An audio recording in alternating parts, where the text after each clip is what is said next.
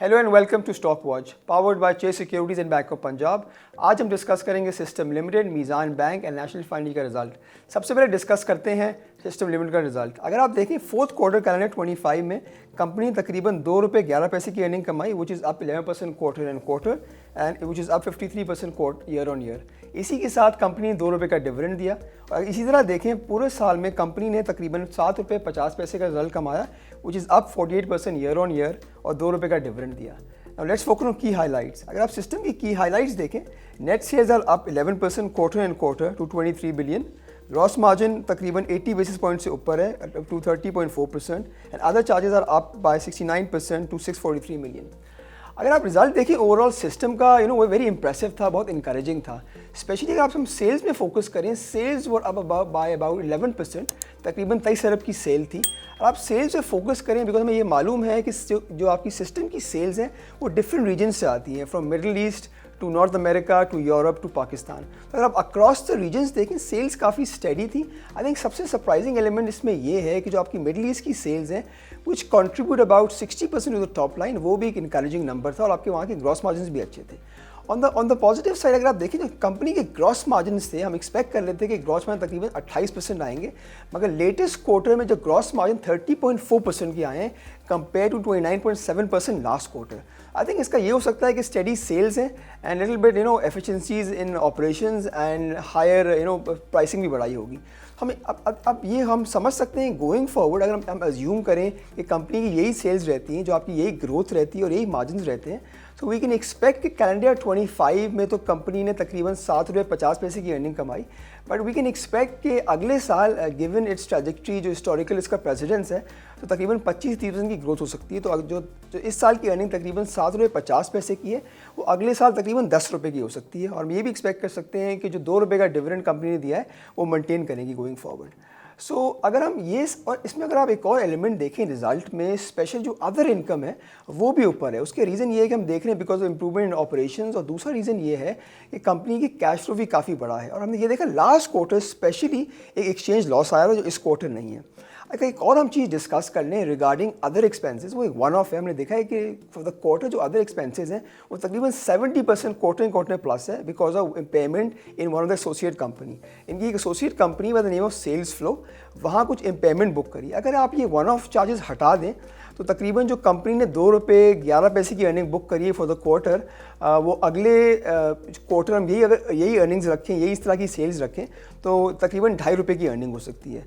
So overall काफ़ी encouraging result है। अब कुछ हम ये बात कर लें कि आई थिंक येस्टरडे मैनेजमेंट की एनालिस्ट ब्रीफिंग भी थी, तो उनका क्या डायरेक्शन है गोइंग फॉरवर्ड। तो आई थिंक सबसे बड़ा जो कंसर्न लोगों का है कि हमने देखा है बिकॉज ऑफ वॉर टेंशन, जो उनकी एक सबसे बड़ी मार्केट जो है मिडल ईस्ट है, वहाँ वी विल एक्सपेक्टिंग कि कुछ हिट आ सकती है। But as per the management they are very confident कि वहाँ सेल्स का जो फ्लो है काफ़ी अच्छा इंकरेजिंग है और कोई ख़ास नहीं लगता इसी वजह से कोई आपके मार्जिनल डिक्लाइन होगा सेल्स में। आई थिंक एक और चीज़ हमने कल देखी फ्रॉम द मैनेजमेंट साइड, वो ये था उनका फोकस लग रहा है कि पाकिस्तान में काफ़ी बढ़ गया है। अगर आप देखें पाकिस्तान बिजनेसेस, अगर आप बिजनेस देखें उसकी टोटल कंट्रीब्यूशन टू सेल्स तकरीबन 9% है। और हमने हिस्टोरिकली देखा कि इसके जो मार्जिन भी थे पहले फ्रॉम पाकिस्तान साइड, वो तकरीबन पहले लॉस थे, फिर मार्जिन 15-16% हुए, बट लेटेस्ट जो मार्जिन सिस्टम में रिकॉर्ड करें तकरीबन एक्सेस ऑफ 23% करें। जिसकी मेन वजह हमने ये भी देखी, जो ओवरऑल जो आपकी ग्रॉस मार्जिन है तो तकरीबन 30% हो गए, उसमें काफ़ी जो कॉन्ट्रीब्यूशन है पाकिस्तान रीजन का है। सो अगर ओवरऑल देखें आई थिंक सिस्टम का रिजल्ट काफ़ी इंकरेजिंग है and given going forward we expect कि जो सेल्स ग्रोथ है और जो ग्रॉस मार्जिन की ट्रैजेक्टरी है, वी कैन एक्सपेक्ट कि कंपनी कंटिन्यू करेगी and given healthy cash operations, cash generation, we can expect the same kind of dividend too. आज तो मार्केट अगर आप देखें ऑलमोस्ट हॉल्ट हो गई और स्टॉक जो तकरीबन जो लास्ट ₹40 का था अब तकरीबन 153 का है। So based on 153 and we expect earnings of about 10 से 11 रुपये हम अर्निंग एक्सपेक्ट करते हैं। तो अगर मल्टीपल 14-15 का मल्टीपल है, वेरएस मार्केट का मल्टीपल तो 8-9 का मल्टीपल चल रहा है, उससे भी नीचे है। But I think system is a company जो इसका आप हिस्टोरिकल रिकॉर्ड देखें, इसकी आप सेल्स ग्रोथ देखें, इसकी प्रॉफिटेबिलिटी ग्रोथ देखें, इस कंपनी से लेगेसी कंपनी, और पाकिस्तान का विजन भी है, गवर्नमेंट का विजन भी है कि इसको ग्रोथ लेके जानी है, $10 अरब पे लेके जानी है डॉलर पे गोइंग फॉरवर्ड। तो अगर हम एक्सपेक्ट करते हैं अगर ओवरऑल अगर आपकी एक्सपोर्ट्स ग्रो होंगी, स्पेशली आईटी एक्सपोर्ट्स, तो ये कंपनी बेनिफिट करेगी। So it's a very healthy company, इसकी मैनेजमेंट बहुत एक साउंड मैनेजमेंट है। So instead of seeing the price earning ratio, I think it's better to keep this company for long term, and we think yes, एक अच्छी sales growth और एक अच्छी profitability post कर सकती है company in the next few years to go। अगर आपको ये वीडियो पसंद आ रही है तो अभी सब्सक्राइब करें। अगर आप मीज़ान की सेकंड क्वार्टर की अर्निंग देखें, for the second quarter company ने अर्निंग्स रिकॉर्ड करी 11.88 रुपीज़ की, which is down 6% quarter and quarter, और साथ कंपनी ने 7 रुपये डिविडेंड दिया। आप इसी तरह देखें पूरे साल में कैलेंडर 25 में जो बैंक की अर्निंग रही है वो तकरीबन 50 रुपये 50 पैसा रही है, which is down 12% year on year, और इसके साथ कंपनी ने पूरे साल 28 रुपये का डिविडेंड दिया। अगर आप मीज़ान बैंक की हाइलाइट्स देखिए तो net interest income is up 2.8% quarter and quarter to 64.2 billion. आपकी जो अदर इनकम है बैंक की is down 41% to 8.1 billion rupees, और डिपॉजिट्स जो हैं वो quarter and quarter there up 4%। अगर आप मीज़ान बैंक का रिजल्ट देखें overall, it was very decent result. अगर आप नेट इंटरेस्ट इनकम देखें इट वाज अप 3%, बट आपकी जो अदर इनकम है या नॉन फंडेड इनकम है वाज डाउन 41%। आई थिंक अगर आप देखें जो आपकी नेट इंटरेस्ट इनकम है उस ऊपर होने की वजह ये है कि वी सॉ कि आपके एडवांसेस भी बढ़े हैं, और आपकी जो रीप्राइसिंग हमने देखी थी वो मोरलेस हो गई है। बट जहाँ तक कंपनी जो बैंक का फोकस है when comes to non funded income, वो डाउन थी 41%। उसका मेजर रीज़न ये है कि जो आपकी एफएक्स इनकम थी वो सिग्निफिकेंटली डाउन थी। उसका ये रीज़न हो सकता है कि last quarter abnormally on the higher side थी, and we can expect going forward जो आपकी एफएक्स इनकम वो नॉर्मलाइज हो जाएगी, और आपकी फ़ी इनकम भी वो substantially flattish for the quarter. अगर आप ऑपरेटिंग एक्सपेंसेस देखें वो भी सीक्वेंशियली दे वर डाउन 3%। तो आप इस तरह देखें जो आपका कॉस्ट टू इनकम रेशो था वो तकरीबन 30% था ओवरऑल।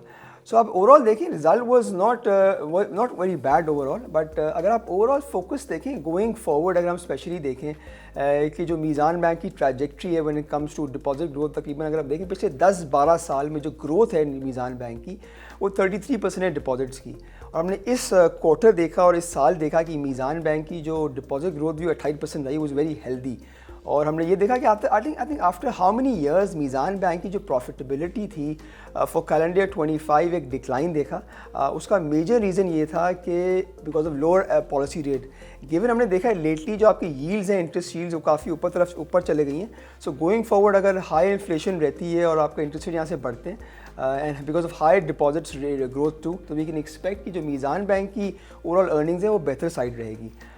सो अब ओवरऑल अगर आप बैलेंस शीट भी देखें फॉर कैलेंडर 25 की अगर मैं बात करूं तो डिपॉजिट्स तो हमने मेंशन नहीं किया 28% ऊपर हैं, पर एडवांसेस भी तकरीबन 8 से 9% प्लस पे हैं, और when it comes to borrowing वो भी ऑन द पॉजिटिव साइड है। स्पेशली आपकी इन्वेस्टमेंट्स हैं वो भी अबाउट 39% प्लस है, जिसकी वजह से कंपनी को सपोर्ट मिला।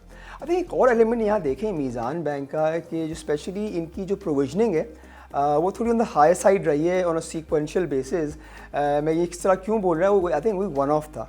When it comes to your non the coverage ratio वो भी थोड़ा सा ऑन द लोअर साइड हो गया बिकॉज ऑफ हायर प्रोविजनिंग, और जो आपकी क्रेडिट लॉस भी थोड़ा सा ऑन द हायर साइड गया है। But we expect this things to normalise going forward overall. So अगर आप ये देखें कि गोइंग फॉरवर्ड हम एक्सपेक्ट करते हैं कि अगर मैनेजमेंट की गाइडेंस भी है कि जो आपकी डिपॉजिट ग्रोथ होगी वो 20 से 25% होगी, और बाकी जो हेड्स भी हैं अदर इनकम के वो नॉर्मलाइज हो जाते हैं, और आपकी हो सकता है कॉस्ट टू इनकम थोड़ी ऑन द हायर साइड रहे जो मैनेजमेंट ने गाइडेंस भी दी है। तो even then we expect a decent growth in Meezan Bank's overall earnings.